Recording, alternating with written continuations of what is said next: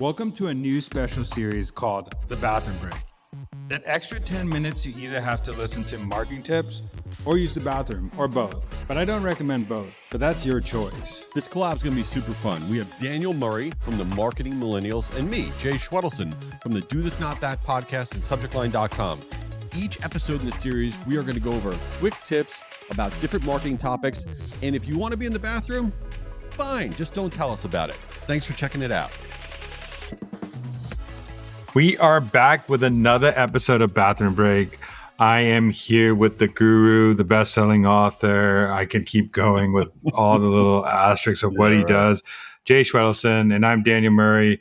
And I wanted to start this off because one of the most important holidays is coming up, and that's Halloween. And I want to know what you're doing for Halloween. And I know you do so many crazy things for Halloween. So. You know, I'm turning into a grouch because I used to love it all, and I buy the best candy and all. But I really lost my faith in humanity because in the last year or two, what happened is my neighbors, one of these neighborhoods where there's a lot of trick or treating.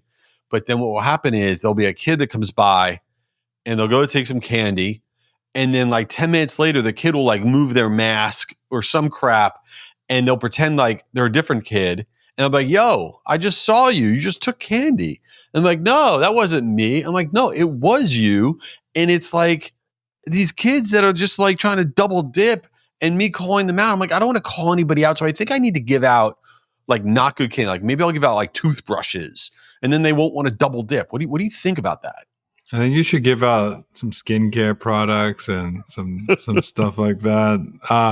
I think those kids are pretty smart. I think that's a smart move for those kids. I saw this video of these two adults going out. This is crazy. The two adults going out with acting like they have a fake baby. No and way. And then get say, look at dressed up and getting free candy that way. Adult people doing that. I think that is hate that crazy. Though. Adults will be they'll have a baby in a stroller and they'll pretend they're talking to the baby. Hey, you like nerds? I'm going to get you nerds. And meanwhile, it's a 9-month-old baby. Yeah, that baby's not eating nerds. No, those parents are nerds. All right, there's a weird transition. Let's see what we're going to talk about today are the new hot thing, which are AI browsers that are out there. So everyone's been using Chrome forever. If you use Microsoft Edge, I don't know who you are. But now there's basically two new browsers that come out from the different platforms. Perplexity, which is the free tool, perplexity.ai, they have their browser called Comet, which is free, and you could download that today on Mac, on Windows, on whatever. And then ChatGPT has rolled out their Atlas browser, which currently is only available for Mac users, but in the coming weeks, it's going to be available for Windows users. And there's some things as it relates to marketing that if you use either of these browsers, they function basically the same way. That is really cool that you could be doing. So Daniel, what's your hot take before we get into some tactics here on these browsers? What are you thinking? One thing I am thinking about is how to reverse engineer search, because the way we used to search is so much different now. So how, as marketers, can we start creating content and things to reverse engineer how people are talking in prompts versus talking in best food here or stuff like that? So I think the one thing that I've been thinking a lot is how to create answer-ready content, how to create content that will come up in summaries. And the best way is to look at where things are being sourced from, reverse engineering the source from stuff. So that's what I've been trying to think about with these new browsers is how do I reverse engineer the user or my audience of what they would be searching for in this and make sure my brand fits into those search queries. So a couple of things for marketers to think about. Number one, if you're not a Mac user, you only use Windows, you should definitely download the Comet browser. It's free. You go to perplexity.ai. It basically functions the same way as Atlas does for ChatGPT. And the reason as a marketer, you need to download it, and then you want to go to your own website. You want to ask questions as if you are a prospect on your own website. You need to see that experience. But in general, some of the biggest things that you need to consider as a marketer, is number one is you need your site to be extremely scannable and fast. So for example, if you have a lot of content buried in PDFs, the AI tools do not like PDFs. You could still have gated PDFs, but you want that content repeated in HTML on your sites big time. And then the other big thing is being able to do like competitive analysis. You can now use those browsers and say, okay, these are my 7 competitors. Can you open up tabs of these 7 competitors? And it will open up the different tabs of your 7 competitors instantly. And then you can say, okay, now on those different sites, can you tell me what all the different places where they're collecting email address information? How else are they putting their pricing page information together? What's their go-to-market strategy? What industries are they saying they're serving? You could have it pop up in all these tabs, and it's pretty awesome. I think another thing to think about is, I don't know if you're thinking about this, but with these browsers, a lot of them are agent forward, and agents are doing the research for you, filling out forms, booking trips, blah, blah, blah. And you should make your forms and things easy for agents to fill out. Because a lot of people are going to use agents to do tasks for them. I could see eventually them saying, find me 5 softwares that are in this niche, fill out a form for these. And if your form is hard to fill out because the agent can't fill it out, you're losing potential demo requests, potential people falling out just because you didn't make your website scannable, easy to use, and easy for the agent to use. So now you have to think about also making your website easy for agents to use, not only humans to use, which is a whole different way of thinking about building websites these days. Yeah, and the 2 tricks I'll tell everybody that they should really think about doing. The first one is like, oh, I don't even have the browser downloaded. I don't have the time to do that, blah, blah, blah. Just go to ChatGPT and say, regarding the new Atlas browser from ChatGPT, what do I need to do on my site? And you give your URL to make my site easier to have the right answers show up when people are using the browser. And it will tell you exactly what you need to do on your site. The other big thing with these browsers is the biggest thing they have is it's storing history, meaning that let's say you read 4 newsletters in your email, you go to 2 industry websites, all in like, an hour span, you're on a Sunday reading through all this stuff. You then can say back to it, and this may freak people out, it may not. You could just say back to it, okay, based on everything I just did in this last session, this last hour where I've been reading stuff, what are the 10 most important statistics, the 10 most important news stories, whatever it is that you want to do? Can you capture that for me and can you give that to me right here?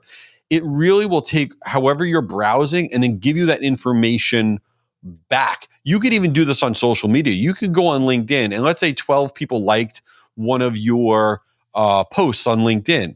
If you go ahead and on your screen, you click to see the different people that liked your post, and you can have those people's names visible on screen, you could actually say to the AI browser, can you give me the LinkedIn profile links for those people that liked my post? And you can instantly engage with them. So really start to think about what you can do to tap into this kind of new era of browsers.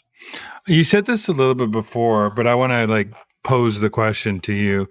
Are we in an age where, I know this debate's been going on a long time, but the gating content conversation, how less and less important is gating content? I know the people have been using it for lead gen forever, but if AI is using your website, what you put online to help people searching, you're actually hurting yourself by hiding all this information so AI can't find it.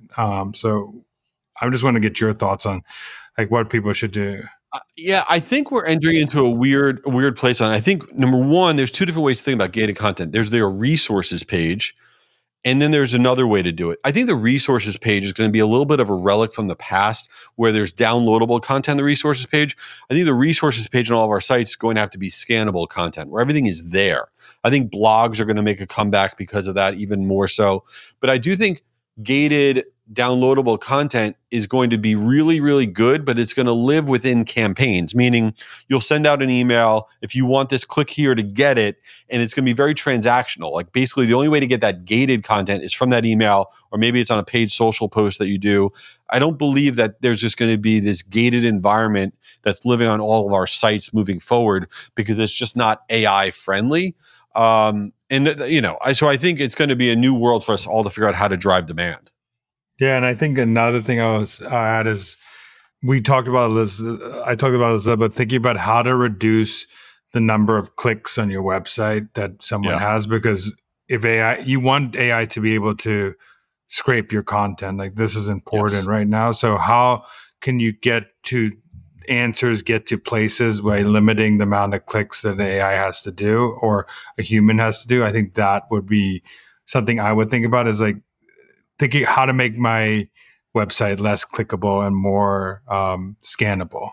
I love how like scraping was the most taboo thing ever in the internet world, and now it's like make everything scrapable. It's like Well, it the was like world. streaming music a Yeah. long time ago, and now streaming music is just a normal thing. But I guess it was illegal back then, but it's still. Well, I'll tell you what else should be illegal is giving out small pieces of candy on Halloween. Let me ask you a question. If somebody comes to your house, are you giving out full-size candy bars, or are you a loser and you're getting like these little pieces of Snickers that nobody wants? What are you giving out?